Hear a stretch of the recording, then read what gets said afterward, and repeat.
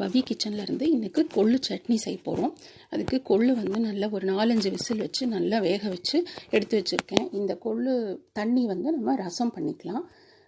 கொள்ளு பருப்போட தனியா 1 table spoon, சீரகம் 1 ஸ்பூன், ஒரு பெரிய வெங்காயம் கட் பண்ணி வச்சுருக்கேன், காஞ்ச மிளகா, கருவேப்பிலை, கொஞ்சமாக புளி, உப்பு, இவ்வளோ தான் இதுக்கு தேவையானது. எண்ணெய் வச்சுருக்கேன் வானலியில். அதில் வந்து தனியா 1 டேபிள் ஸ்பூன் போட்டுக்கலாம், சீரகம் 1 ஸ்பூன் போட்டுக்கலாம், அப்புறம் காஞ்ச மிளகா, இதெல்லாம் போட்டு நல்லா வாசனை வர அளவுக்கு வறுத்தா போதும், செவக்கணும்னு இல்லை. இது வந்து கொஞ்சம் காரமாக இருந்தால் தான் நல்லாயிருக்கும், ஏன்னா சாதத்துக்கும் பிசைஞ்சு சாப்பிட்லாம். அதே மாதிரி தோசைக்கு சப்பாத்திக்கெல்லாம் தொட்டுக்கலாம். அது கூட வெங்காயம், கருவேப்பிலை, அப்புறம் உப்பு, புளி எல்லாம் போட்டு நல்லா வதக்கிட்டு பெருங்காயம் போட்டு நம்ம நல்லா நைஸாக வந்து அரைச்சிக்கலாம். அரைச்சிட்டு இதுக்கு வந்து ஒரு தாளிப்பு கொடுத்துடலாம்.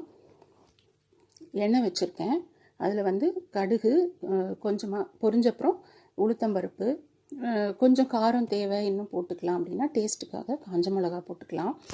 பெருங்காயம், கருவேப்பிலெல்லாம் போட்டு நல்லா தாளிச்சிட்டு நம்ம சட்னியில் போட்டுக்கலாம். இந்த பருப்பு அந்த தண்ணியை வந்து நம்ம ஒரு நாள் வேக வச்சோம் அப்படின்னா அது ரசமும் பண்ணிக்கலாம், அட் த சேம் டைம் சட்னியும் பண்ணிக்கலாம். நல்லாயிருக்கும், இது சாதத்துக்கும் கலந்துக்கலாம். நல்ல காரசாரமாக இருந்தால் தான் இது நல்லாயிருக்கும், இல்லைனா சப்புன்னு இருக்கும். அதை அரைச்சாச்சு, அதில் தாளிப்பை நம்ம கொட்டிட்டு நம்ம சர்வ் பண்ணிக்கலாம். கொள்ளு சட்னி ரெடி ஆகிடுச்சு. இதை வறுத்து நம்ம பண்ணும்போது அது வேறு டேஸ்ட்டாக இருக்கும். அது வந்து கொள்ளு தொகையெல்லாம் அது வேறு மாதிரி பண்ணிக்கலாம், தேங்காயெல்லாம் சேர்த்து பண்ணால் அது வேறு மாதிரி நல்லாயிருக்கும்.